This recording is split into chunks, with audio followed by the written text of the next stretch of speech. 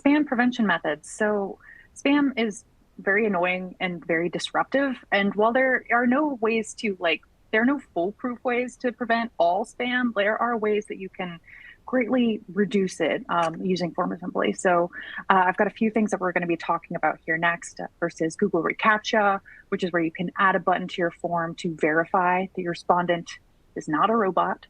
The honeypot method, which is kind of cool. It's where you like trick spam bots with a hidden field in your forms, and I've actually got a demo for that.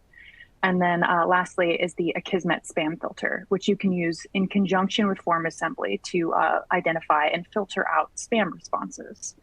So I think we're going to go ahead and go on over to the honeypot method tutorial now.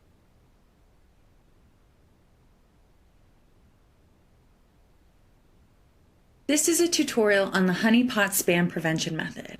So as you can see, I have a simple form created with the required fields that I need, and I also have a hidden field here.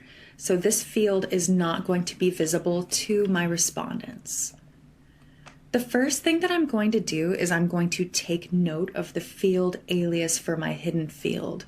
This is something that I'm going to need in the Salesforce connector.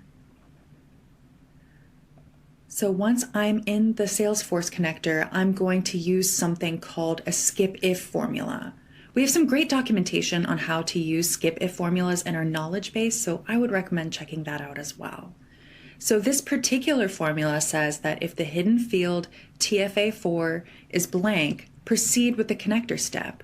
Otherwise, the connector won't run. So essentially, if a spam bot fills in that hidden field, don't run the Salesforce connector. If you aren't using the Salesforce connector, you can still use the honeypot method by validating with a regex expression.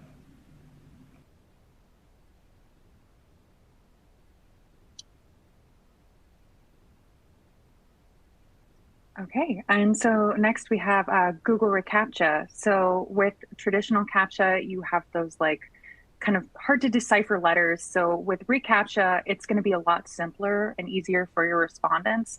So they're just going to simply click a button to verify that they aren't a robot. And this is kind of what it looks like in this screenshot. So you can easily enable reCAPTCHA on your form's processing page. Another kind of added benefit to this is that JavaScript is necessary for reCAPTCHA to work. So you will essentially be enforcing JavaScript in your respondents' browsers. And then lastly, we have the Akismet spam filter. So if you are an Essentials plan and higher, you can enable this. So you must have an Akismet account as well. And so what happened is when a response is sent through, Akismet if it identifies it as spam, it'll show it as invalid in your form response page. And it can also show an error with the submission below to the respondent as well.